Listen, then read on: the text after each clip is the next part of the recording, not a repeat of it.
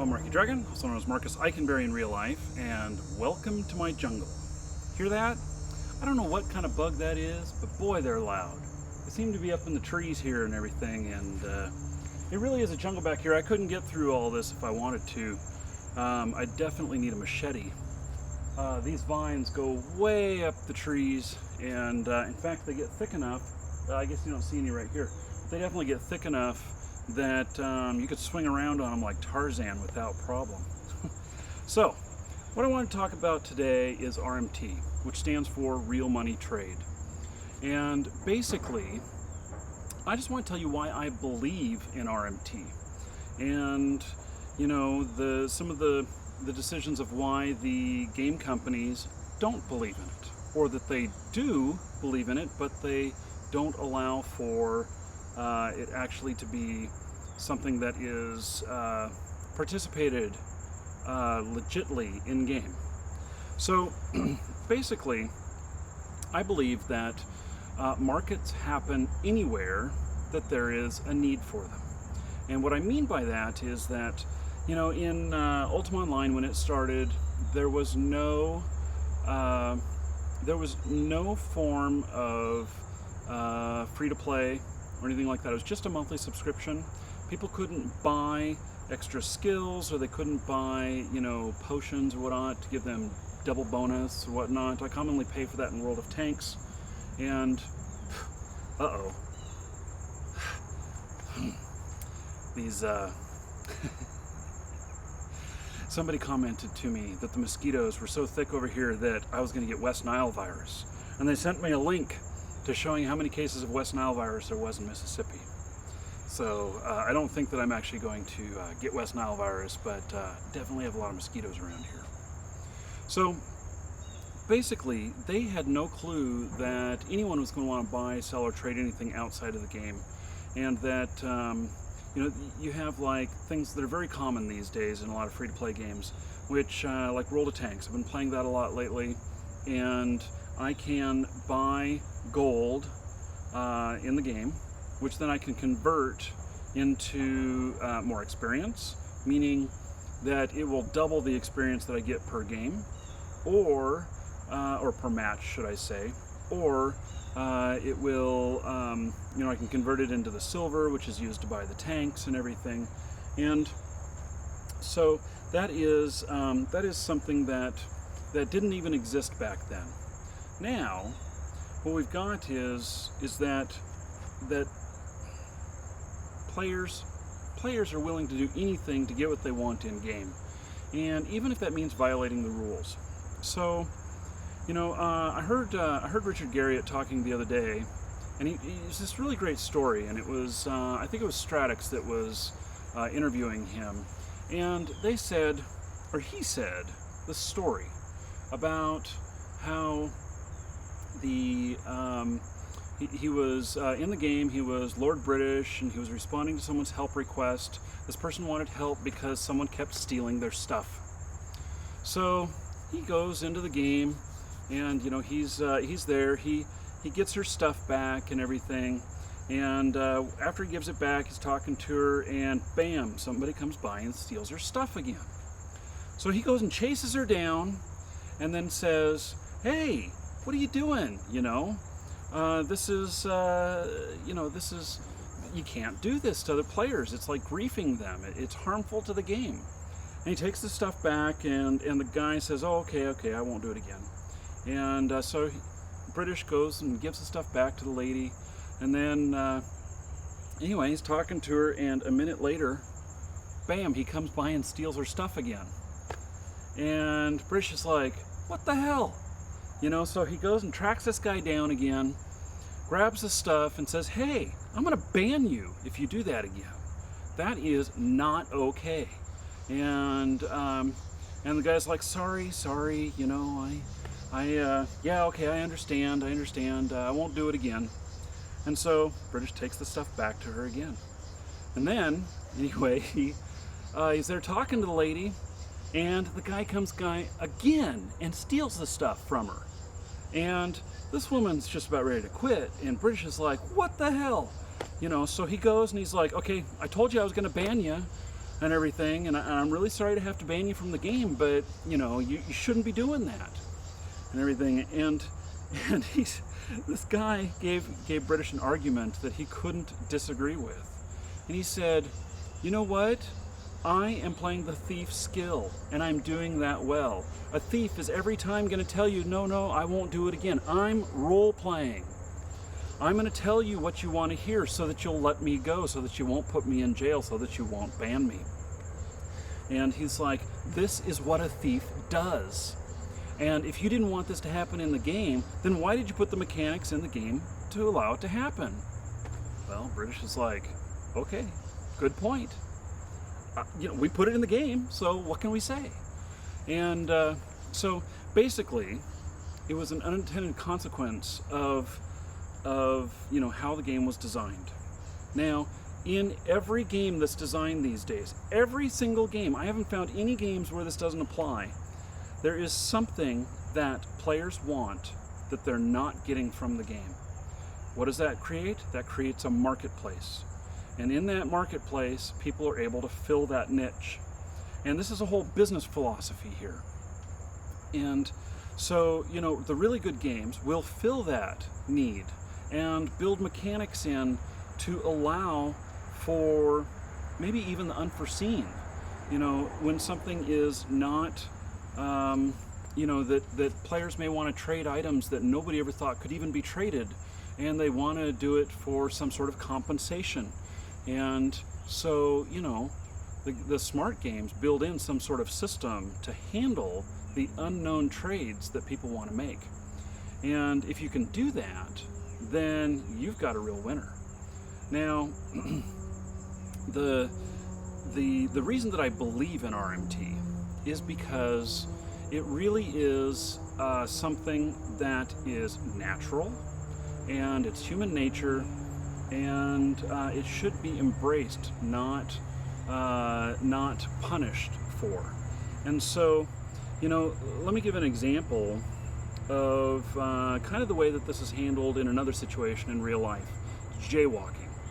So, you know, we have at the corners of our blocks, you know, you have a corner there, and that's where you're supposed to go across. They may even be outlined with the white lines, but it's still against the law to cross the block in the middle. Well, you know what? In all actuality, they didn't block the people from doing that. They didn't put up railings there. They didn't put up something in the center of the street so that they couldn't get across. They actually, you know, a person can just walk right across if they want to.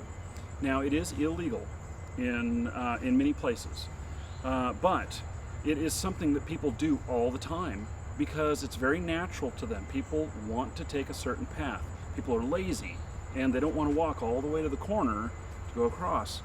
And so, basically, this is something that is, you know, it's natural.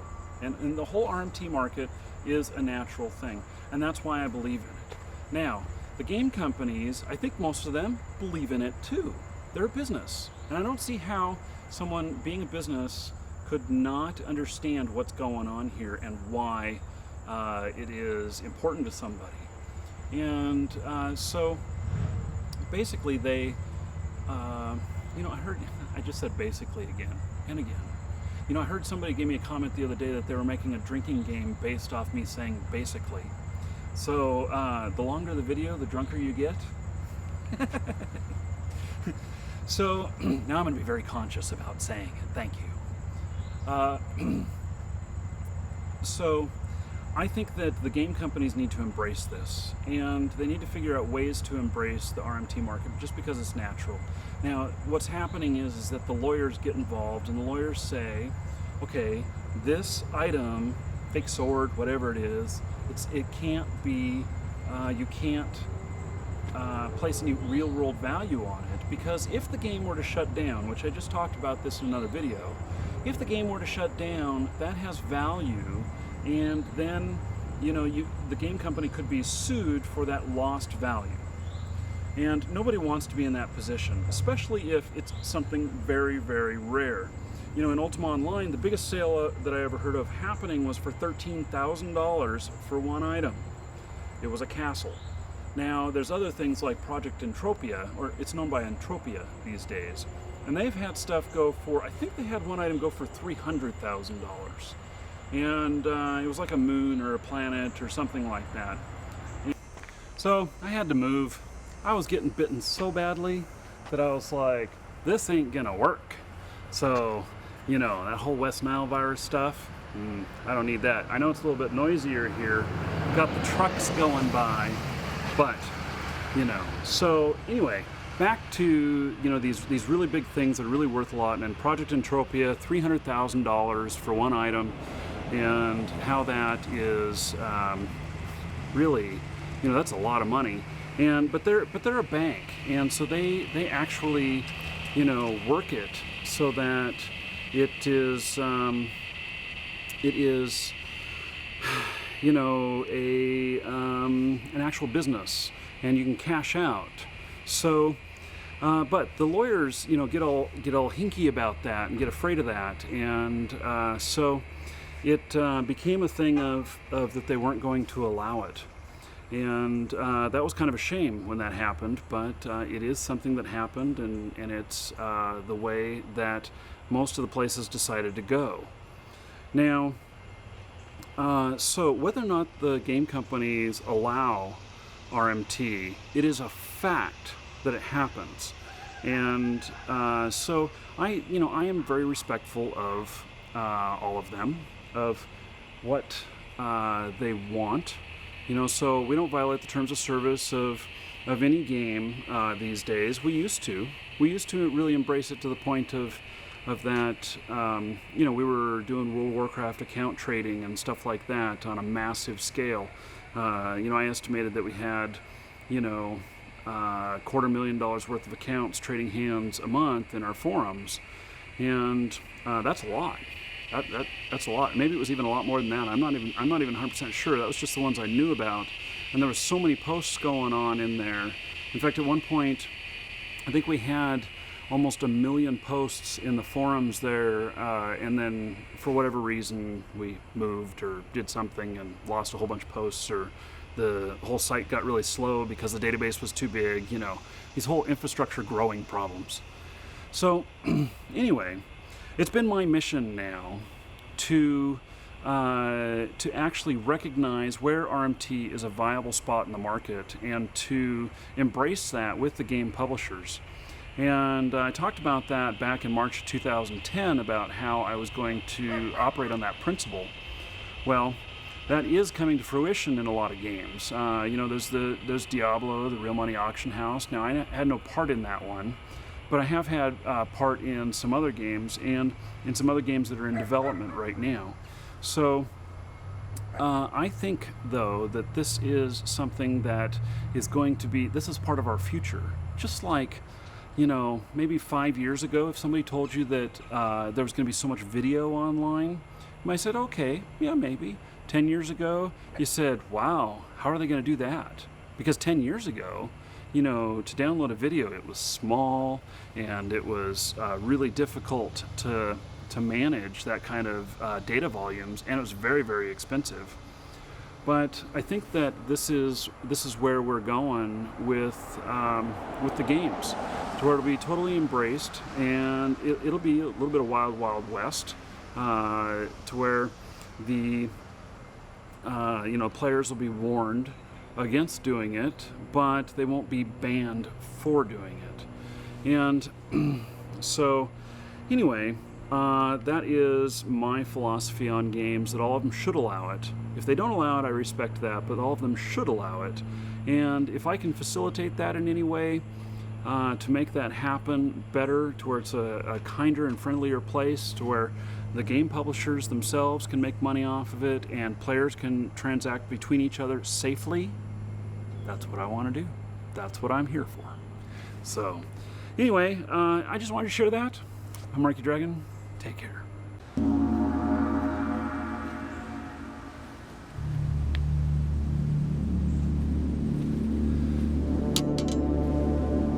If you made it this far in the video, you may as well subscribe. That's what I want you to do. You obviously liked it well enough to watch it this far. So look at this. This is Frostmourne. This is a Runes of Magic sword. This Runes of Magic sword is one that we're giving away as second prize to one of you subscribers, just for being subscribed. That's all you have to do. Subscribe and accept our messages, or watch our videos where we draw for prizes. So this one is it's a really nice sword. It's signed by some of the American staff for Runes of Magic. And then there's the big boy here. I got it on my shoulder because it's so darn heavy. You know, the sucker is 16 pounds. Look at this. So it's a two-handed sword here, man. This is a beautiful sword. And we're giving this away when we hit 42,500 subscribers. It could be you.